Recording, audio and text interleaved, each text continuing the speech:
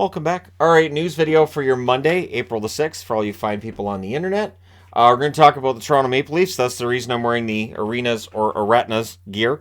So Ryan O'Reilly is placed on long-term injured reserve. It is a broken finger. That's what was suspected when the injury took place against the Vancouver Canucks. The broken finger is expected to keep him out for most of the regular season, but he's expected to come back before the regular season's done. And that's really important because you want to make sure when the playoffs start that he is 100%.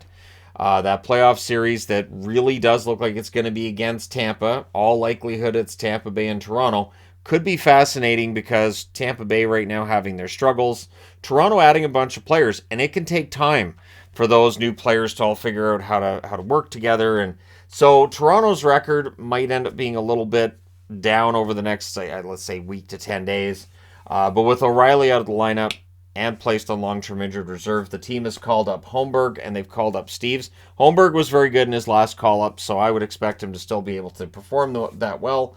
And Wall has been loaned to the AHL. So for the Toronto Maple Leafs, they're going to be without O'Reilly for a while. Buckle up, and we'll see. So 3 stars of the week this week in the National Hockey League. Not the big names you normally see. Dmitry Orlov, the number 1 star for the Boston Bruins. Absolutely insane how well he's played for Boston since coming over from Washington.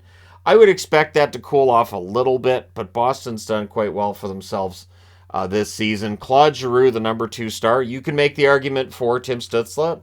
Yep. But Claude Giroux had an excellent week as well. So Claude Giroux really helping the steamrolling Sens as they try to force their way back into the conversation and stay there when it comes to the playoff chase. That's going to be the interesting part, is whether or not Ottawa was able to stay there for another 2 or 3 weeks. Philip Gustafson, the 3rd star out of Minnesota. His week closed out with a shutout victory over the Calgary Flames. And Minnesota's numbers have been ridiculous over the last 12 games. They're 9-1-2.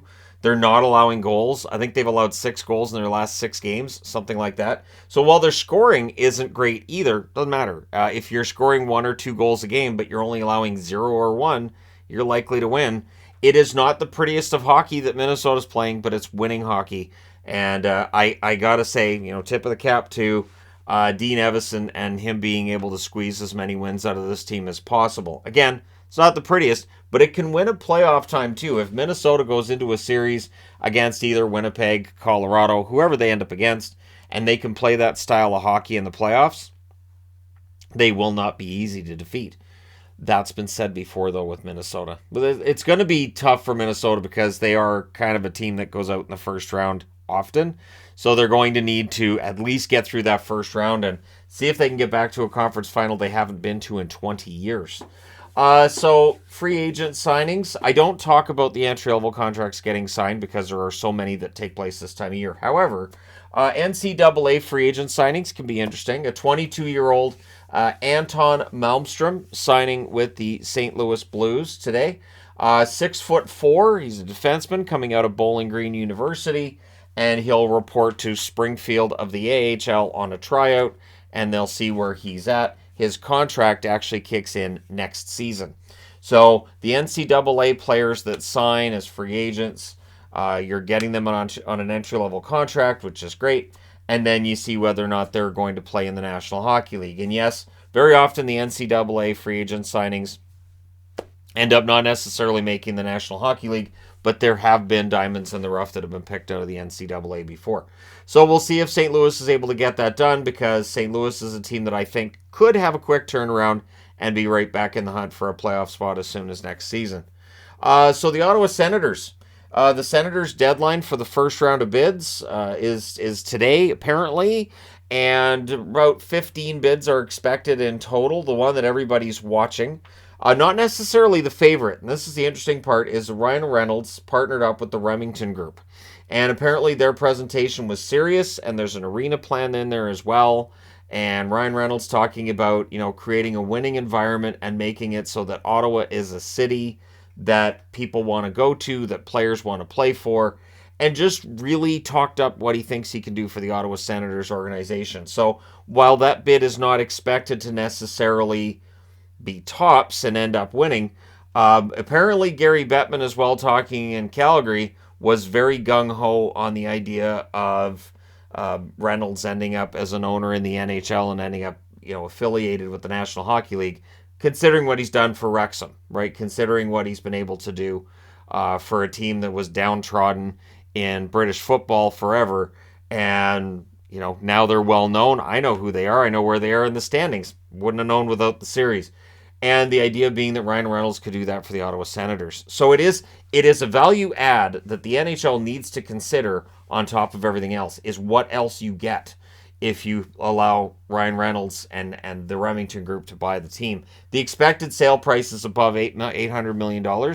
It could end up approaching $1 billion. It all depends on how many bids, how aggressive those bids are, and if we end up in a bidding war. So that's the first round. The expectation is there will be further rounds that will cut out certain groups, but this is where things get serious. This is where it stops being just, well, we think these guys are coming in, or those guys, and being kind of pie in the sky.